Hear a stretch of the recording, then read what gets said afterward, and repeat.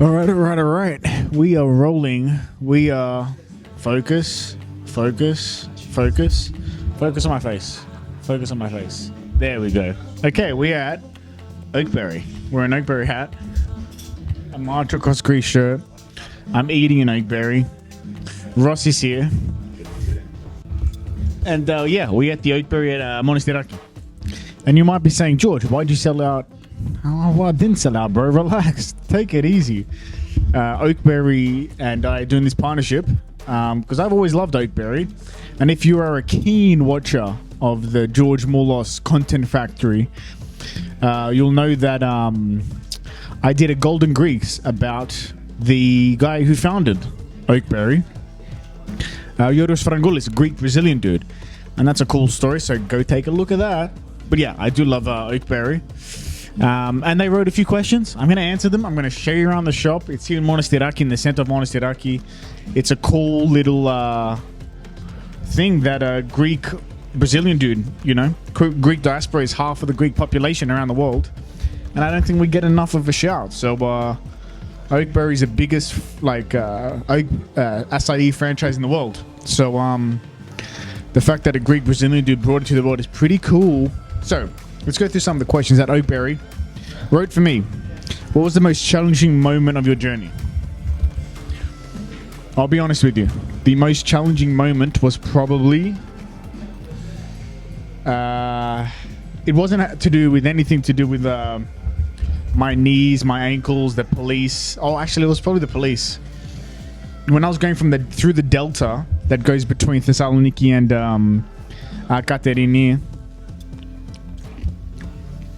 there's two bridges. Now, I can go all around and do an extra 70k, or I can go on trails like farm roads and then go over two bridges. And those bridges are highway bridges, and you're not allowed to go on them as a pedestrian. So I went over them, and I'm like, please don't have police on them. Just for 5 minutes. It'll take me 5 minutes to run across. Both times the police caught me.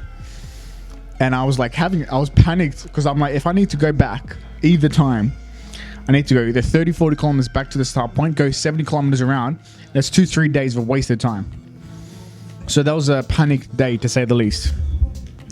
Second question. Let me eat some of this. Which city were you most excited to visit? That's a good question. Well, I'd been to a lot of the cities, but I'd never been to Kavala. See, I keep saying it wrong. Kavala I never went to, and I wanted to see the aqueduct that was there. And because I generally haven't seen the north of Greece because I'm such a south of Greece guy. So it was very cool to go to Kavala. Definitely my favorite town. Even though we were there for like 2-3 hours, it was a good reset to get to a very Greek city in Greece. After like Xanthi and Komotini, and it just felt familiar. Everyone felt very welcoming. So that was really great to go to Kavala. After a tough day, what was the best way to enjoy your Oakberry bowl? Okay, so I don't mess around. I don't mess around when it comes to Oakberry. Firstly, peanut butter, peanuts, cashews, oats, granola. Did I say peanut butter? I put the cocoa nibs in there when I want to treat myself. If I did a big walk that day, I'd be like, go crazy there, man. Like, I put a little cocoa nibs in there. You deserve it. And then, of course, strawberries and banana. And that's about it. I'm lactose intolerant, so I don't do any milky stuff. Keep it pretty simple. What would your ideal Oakberry bowl be? Well, yeah, that one. And I always do a big oak. If you're not oaking up, forget about it, bro. I want the biggest one. What inspired you to embark on this journey? That is a good question.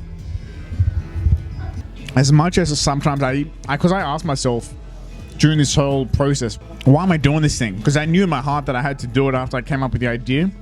And of course, we raised $2,000 for the orphanages of Greece with the Greek America Foundation. Of course, we